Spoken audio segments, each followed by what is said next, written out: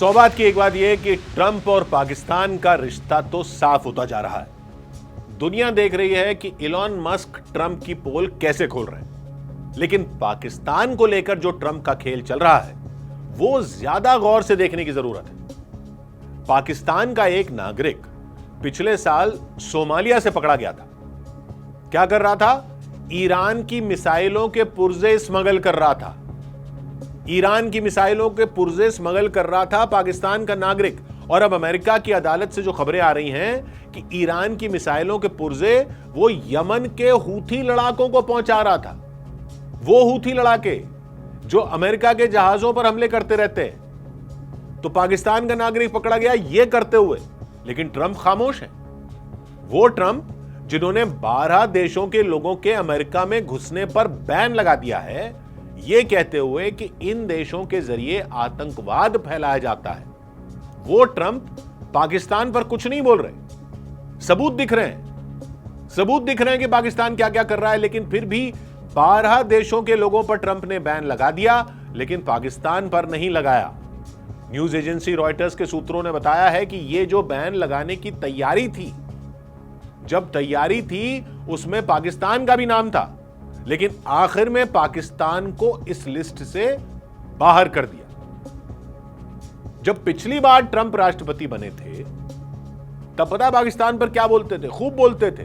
बोलते ही नहीं थे, एक्शन लिए थे उन्होंने पाकिस्तान के खिलाफ ताबड़तोड़।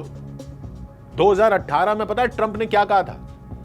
ट्रंप ने कहा था अमेरिका बेवकूफ था जो पाकिस्तान को 15 साल में 3,300 करोड़ डॉलर की उसने मदद की, और उसके बदले में पाकिस्तान ने क्या दिया?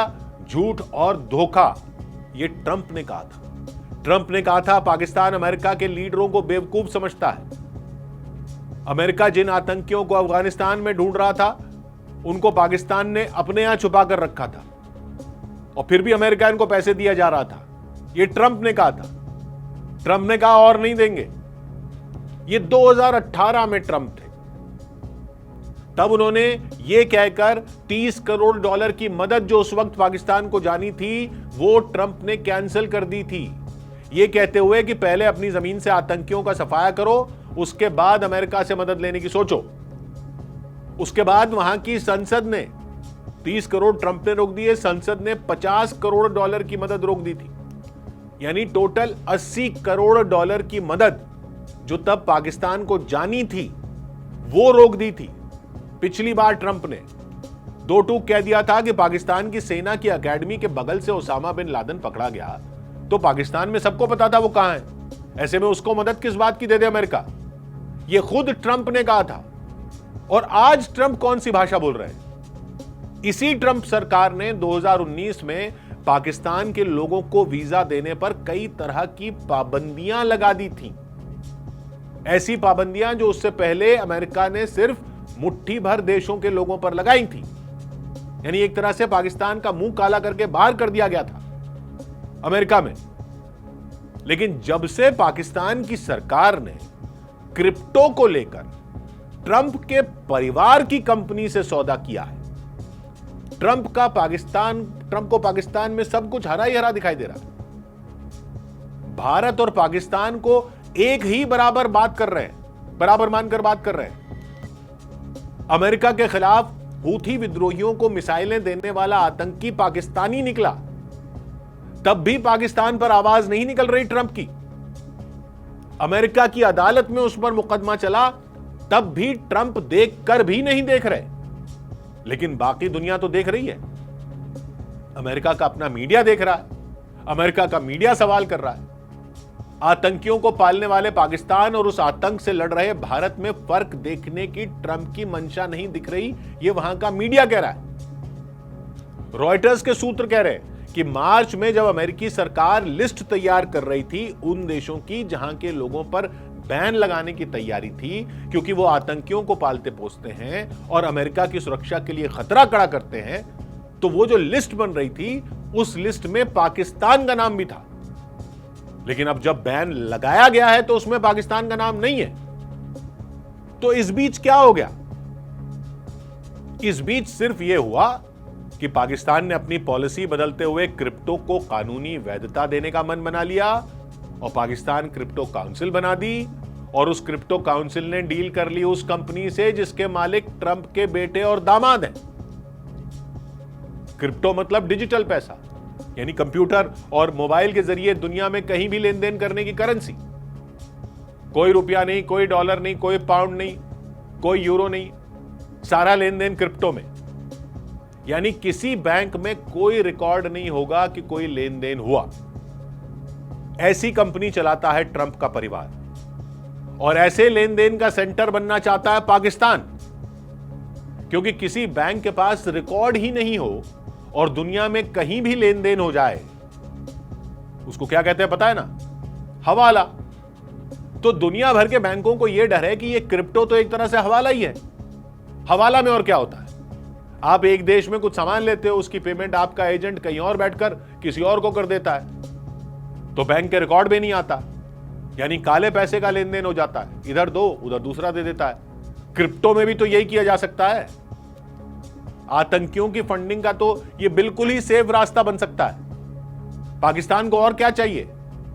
पहले भी उस पर ब्लैकलिस्ट होने की तलवार लटक रही थी क्योंकि उसके यहां से आतंकियों की फंडिंग पकड़ी गई थी। तो अब वो क्रिप्टो का खेल खेलना चाह रहा है। हजारों करोड़ इधर से उधर हो जाएंगे। और डील कर ली उसने ट्रंप के परिवार की कंपनी के साथ। तो क्या इसलिए ट्रंप के सुर बदल गए? यह सवाल तो खुद अमेरिका के लिए ही बहुत अहम है, क्योंकि इससे खतरनाक और क्या हो सकता है? मार्च में पाकिस्तान ने अमेरिका को एक आईएसआईएस का आतंकी सौंप दिया था। मार्च में उसकी अमेरिका को तलाश थी, क्योंकि उस पर आरोप था कि उसने 2021 में अमेरिका के 13 सैनिक मारे थे। ट्रंप ने पाकिस्तान सरकार को धन्यवाद दिया था कि उसने इस आतंकी को पाकिस्तान अफगानिस्तान बॉर्डर से पकड़कर अमेरिका को सौंप दिया। लेकिन खुफिया एजेंसियों के सूत्र क्या बता रहे हैं? खुफिया एजेंसियों के सूत्र बोल रहे हैं कि आईएसआईएस का यह आतंकी पाकिस्तान ने अमेरिका को सौंप दिया, यह तो दुनिया को बताया। शरीफुल्ला नाम था उसका, शरीफुल्ला अमेरिका का गुनाहगार था, यह दुनिया को बताया। लेकिन यह बात छुपा ली कि उसको तो पाकिस्तान ने 1 साल पहले ही पकड़ लिया था। मार्च में सौंपा, पकड़ लिया था 1 साल पहले, यानी खेल समझ गए आप। पाकिस्तान ने क्या किया? 1 साल पहले पकड़ लिया, फिर इंतजार किया कि देखें पहले कि अमेरिका में चुनाव कौन जीतता है। 1 साल पहले चुनाव होने थे, पता नहीं था बाइडेन बनेंगे नहीं बनेंगे। उन्होंने इंतजार किया कि ट्रंप शपथ ले लें। उसके बाद मार्च में ट्रंप को आतंकी सौंपा। तो जो ट्रंप पिछले कार्यकाल में पाकिस्तान को ओसामा को छुपाकर रखने वाला बताकर उसको गालियां दे रहे थे, उसकी मदद बंद कर रहे थे, वही ट्रंप पाकिस्तान को धन्यवाद देने की मुद्रा में आ गए। और फिर पाकिस्तान ने कर ली ट्रंप के परिवार की कंपनी के साथ बिजनेस डील।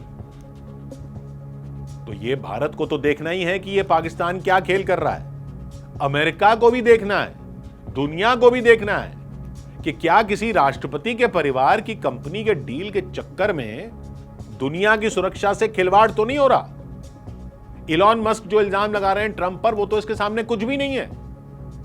दुनिया के सबसे ताकतवर शख्स की कुर्सी मानी जाती है अमेरिका के राष्ट्रपति की कुर्सी।